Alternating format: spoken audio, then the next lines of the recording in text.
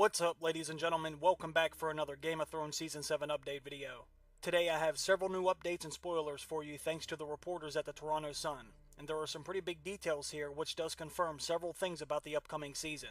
When I'm done reading this article, we will try and piece together some of this, then we can get into some speculation. So let's get started. According to the Toronto Sun, back in October during filming, some of their reporters spent a few days with some of the production crew in Northern Ireland at the Titanic Studios in Belfast, which is more or less the main headquarters for Game of Thrones. While they were touring the sets, they met with some of the cast and crew, and they were also lucky enough to watch a few scenes being filmed. While there, they were able to tour the Citadel, which had over 800 bundles of books as props. They also saw Cersei's bedchamber, which they said was just as luxurious as you'd expect, and they saw a mysterious earthen dungeon with a cell and a sturdy door. They also saw the interior of an Ironborn ship, but they weren't sure if it was Yara's or Euron's, and they also saw that Sam and Gilly did have their own bedroom in Old Town.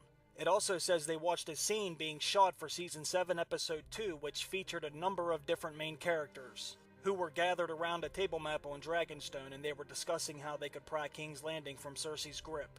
Now that's pretty interesting, because among the cast were Daenerys Targaryen, Tyrion Lannister, Missandei, Ellaria Sand, Olenna Tyrell, and Yara and Theon Greyjoy. The person directing this scene was Mark Mylod, who is signed on to direct episodes 2 and 3. Now this is important, and we will come back to this in a minute. They also said once they were back outside there was a large tent, and this is where they watched workers sculpt a massive dragon skull out of foam. They said this skull would be one of 40 skulls that would be used for a particular scene, but they weren't sure what kind of scene it would be. It could be a flashback, a dragon graveyard, or anything else you can think of. And last but not least, they toured Winterfell's banquet hall where Jon Snow, Sansa Stark, Brienne, Davos, Tormund, and Lyanna Mormont were filming a scene, which they were discussing the imminent threat of the White Walkers. And Jon Snow said dragonglass kills White Walkers, and right now it's worth more than gold. Jon then told all the Northerners there that they need to start mining for obsidian so they can make weapons to fight the White Walkers. Okay, now let's break some of this down. There was a lot of interesting things to take note of from this report, and I'm going to put the link down in the description in case you want to go and read the full report. But let's go over some of this stuff here, because in my opinion these were the most telling parts of the report. First off, it says they were able to visit the Citadel while on these various sets. Then they say they visited a mysterious dungeon that had a cell with a very sturdy door. One thing that comes to mind when I read both of these things in the same paragraph is the dungeon and cell door that we saw in the trailer. And when you put it all together, this must be the same dungeon that Jorah Mormont will be kept in while his grayscale is being treated. And I did have a feeling this would happen. I made a video about 5 or 6 months ago where I listed 3 ways Jorah Mormont could get his grayscale cured, and one of those ways was the Victarion Greyjoy treatment, so to speak. If you look at Jorah's arm in the trailer, it looks to be badly burnt, similar to what Victarion's would have looked like, and Jorah's arm also appears to be very wet. I'm assuming he has been dunking it in water after it has been burnt to a crisp. Jorah was already given Jon Connington's grayscale, so they might as well give him Victarion's treatment, or Makoro's, however you want to look at it. So in my opinion, when the Toronto Sun says they visited the Citadel set, and they visited a dungeon with a cell and sturdy door, to me that just screams Jorah Mormont's new home, which we saw in the new trailer. But what do you all think? Do you agree with that, or do you think it's another dungeon cell? Let me know what you think. But let's move on to the next part of the article, and this is a very important part because it gives us a better look at the Season 7 timeline. With this information, we know when some things will and will not take place. The report says director Mark Mylod, who is directing episode 2 and 3, was on the set of Dragonstone in Stannis' old war room with Daenerys, Tyrion, Ellaria, Olenna, Theon, Yara, and Missandei. Now we know for a fact that all of these characters will not die in the first episode. And we also know for a fact that Yara and the Sand Snakes will not be taken prisoner in the first episode. Based off this, Dany's entire fleet is going to make it to Dragonstone in the first episode without getting attacked.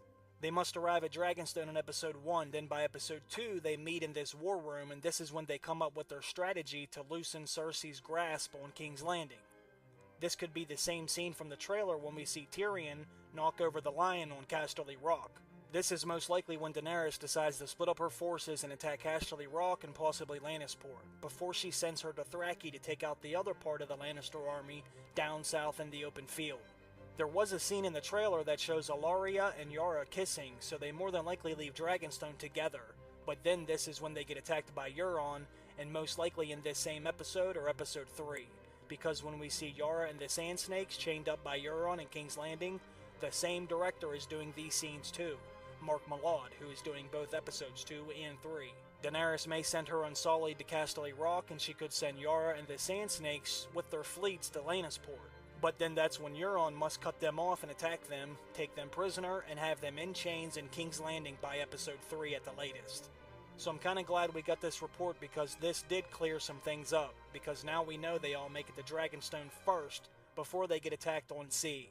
But let's move on to the next part of the article. What the hell do you think they could be doing with 40 dragon skulls? Do you think we could get another scene in King's Landing where we saw Arya chasing the cat back in Season 1? Or do you think this could possibly have something to do with the Dragon Pit scene that's supposed to take place in the Season 7 finale? I'm not quite sure what they're going to be doing with these, so let me know if you have any good ideas about this one. But let's talk about the other scene that was being filmed while they were on set with Jon, Sansa, Davos, Brienne, Tormund, and Lyanna, and some of the other Northerners, where they were talking about the Dragonglass. Now I think this is interesting because now we know that Jon definitely makes it clear that they need Dragonglass and they need to go mine it right away, then make some weapons. So when we see the leaked photos of Jon on Dragonstone, that doesn't necessarily mean he went there because Daenerys sent him a raven. Jon could have potentially went to Dragonstone just to get some obsidian. Then when he gets close to the island, he realizes it's very operational, with a new age Targaryen army crawling all over the place. How much Dragonglass do you think Jon's really going to be able to get? Are they going to get enough to make weapons for everybody? Because I really hope so.